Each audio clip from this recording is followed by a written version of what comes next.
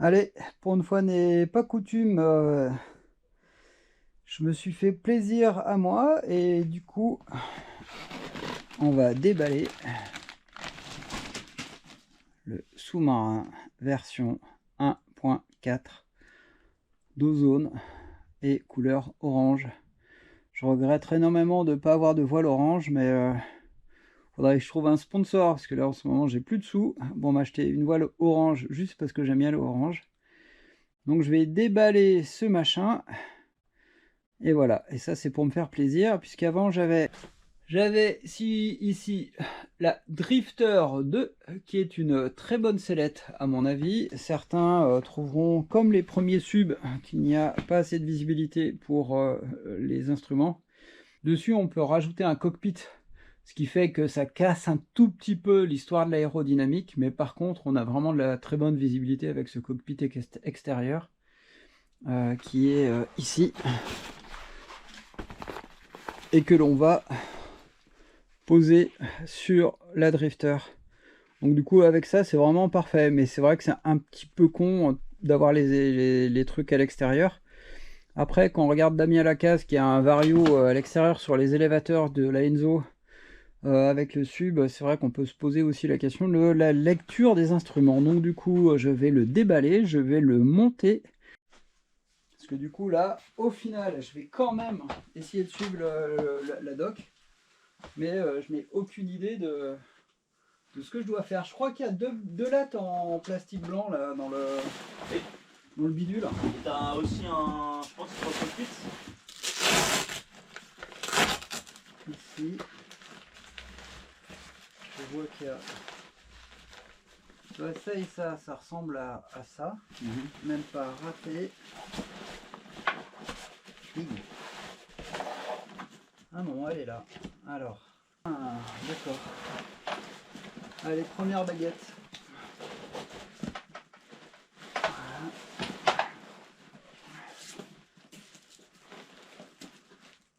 Ça me semble parfait. Voilà. Elles arrivent au bout. C'est pour coincer la planchette. Entre les deux, c'est mieux. Hop là. Je remets les sangles de bidule.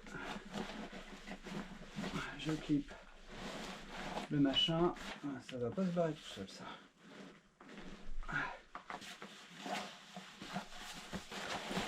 Le choroïde, il est ici.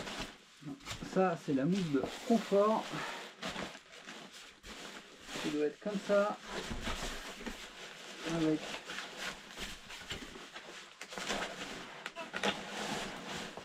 ça, comme ça. Voilà.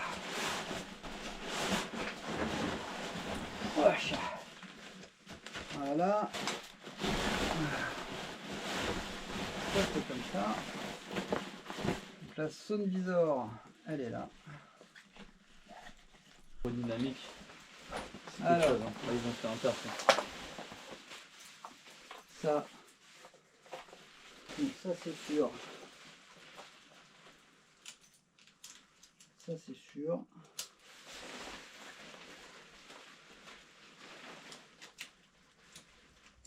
Ouais, Rémi il m'a dit qu'il y avait un peu de taf quand même pour la prendre en main. C'est ça, un Réunivoire. Ouais. Oh putain, c'est bien. Ah, il a son enveloppe là qui est là. Elle est jolie. Ouais, ça c'est le même principe du coup qui a été utilisé sur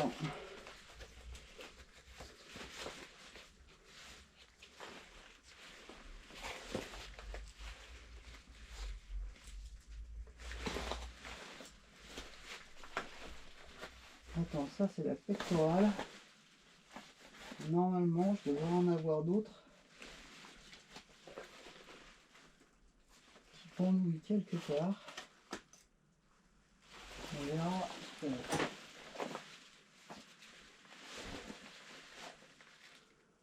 C'est la pectorale.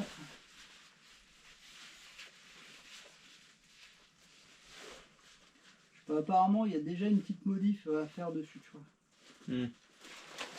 Ce serait quoi du coup? Alors, je sais pas, j'ai envoyé le message à Luc là.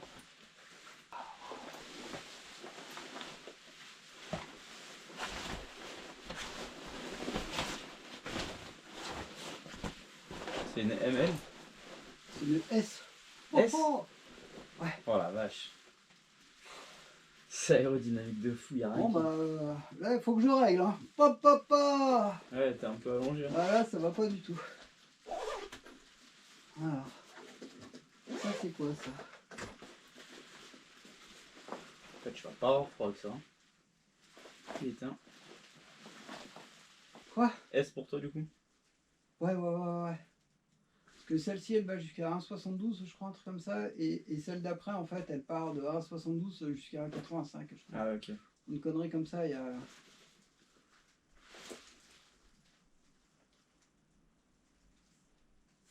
Ça va, c'est de la bonne cam. Hein. Ouais. Après en effet, les choroïdes, tu sens qu'il faut pas taper. Hein. C'est, là ici, là il y a un tout petit bloc de mousse. C'est tout? Ouais. Donc c'est vraiment ultra minimaliste et voilà quoi. C'est... Faut savoir voler quoi. Et je suis impressionné par la taille qu'elle fait en termes d'envergure avec la dérive arrière, ça fait vachement long. Tire-moi le cul. Allez, vas-y. Ah, ça fait long. Oh la vache. C'est Il y fou a hein. un bon mètre 20 de... Un peu plus hein, de longueur, c'est fou. Hein. Je pense que du coup, quand tu veux rentrer, en effet, tu rentres d'abord la montre. Parce que sinon la montre elle fait chier.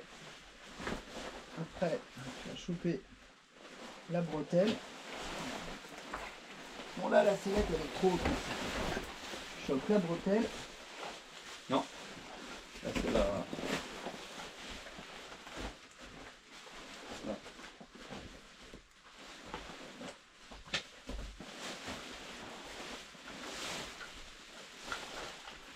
Ouais, c'est ça, ouais. De mettre mon sub en place. Une petite astuce parce qu'il y a des petites modifs que j'ai faites. Je montrerai un peu plus en détail. Et si vous avez un gros secours, quand vous passez dans le petit loop, faut revenir dans l'œillet et comme ça en fait vous gagnez un tout petit peu de place. En fait là, on passe dans l'œillet, on va chercher le loop, on ressort et on le sécurise. C'est comme ça que j'ai réussi à mettre un gros secours de l'autre côté. Et puis là après c'est pareil, il y a une autre petite technique, parce que c'est très bien sur la vidéo d'Ozone, mais il y a une petite astuce en plus pour le fermer. En fait il faut deux joncs, c'est plus simple qu'un seul. Alors là j'ai des joncs longs puisque les joncs doivent être longs pour pouvoir fermer la poche du secours. Alors, gna. En fait, le jonc il se tord très bien, donc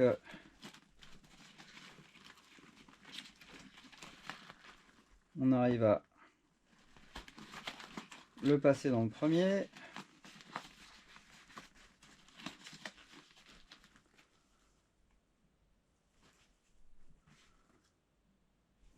Là ici, dans le deuxième. Hop là.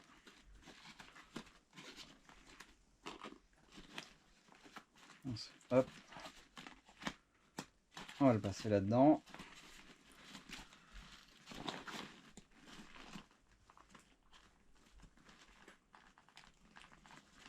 C'est petit, mais ça rentre. Voilà. Ça se tord très bien. Et avant de mettre celui-ci, ça et ça, on n'en a pas besoin. À ce moment-là, parce que je trouve que le zip, pour le remonter complètement, c'est difficile.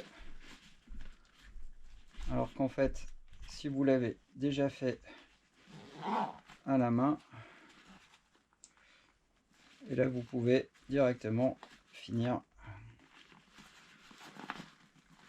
Hop.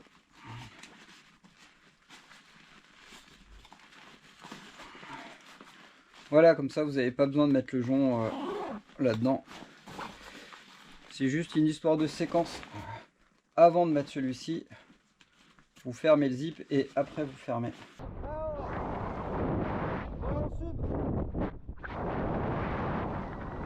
Ballon sub. Et du coup voilà, c'est cool. C'est cool, c'est mon deuxième vol, je sais plus, avec le sub. C'est génial.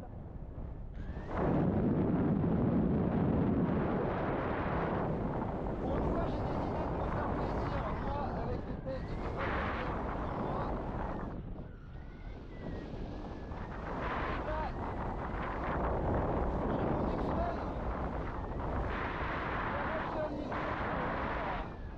Championnat d'Europe.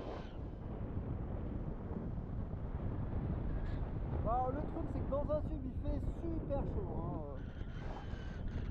Je vais essayer d'aller faire un petit vol. Et puis voilà quoi. Donc je trouve qu'il y a un petit défaut là de tension, ça devrait être un peu plus haut. Peut-être parce que je sais pas, j'en sais rien, enfin bon bref. Voilà, là j'ai failli me faire coffrer une fois dans le nuage. Déjà la dernière fois je suis tombé dans le nuage aussi. Et j'avoue que les sensations dans le sud font que dans un nuage c'est plutôt pas agréable parce qu'on a vraiment très peu de sensations de la masse d'air qui nous entoure. Donc si on n'a pas les yeux sur le GPS avec le sub, on peut vite perdre des repères. Là j'ai par exemple j'avais fait demi-tour sans m'en doute. Pourtant avec le GPS mais pas avec un assez gros un assez petit zoom on va dire. J'étais trop zoomé donc je voyais pas que je faisais un demi-tour. Voilà donc on va se refaire le petit test. J'ai pas mes lunettes parce que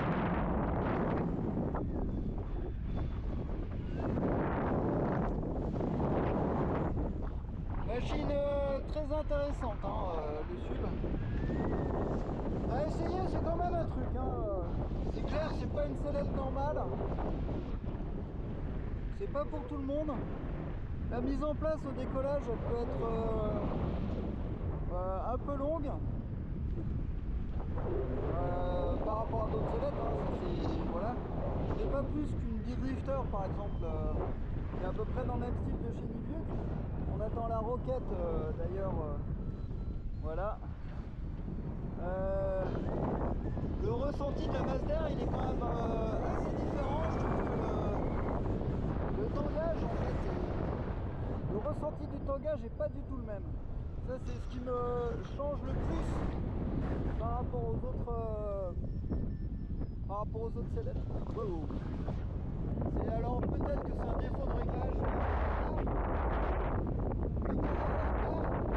On sent vraiment aussi le sub en fait qui va monter. On sent pas la voile qui bouge en fait au-dessus de la tête. On sent vraiment la masse d'air en fait avec le sub. C'est pour ça que dans le nuage c'est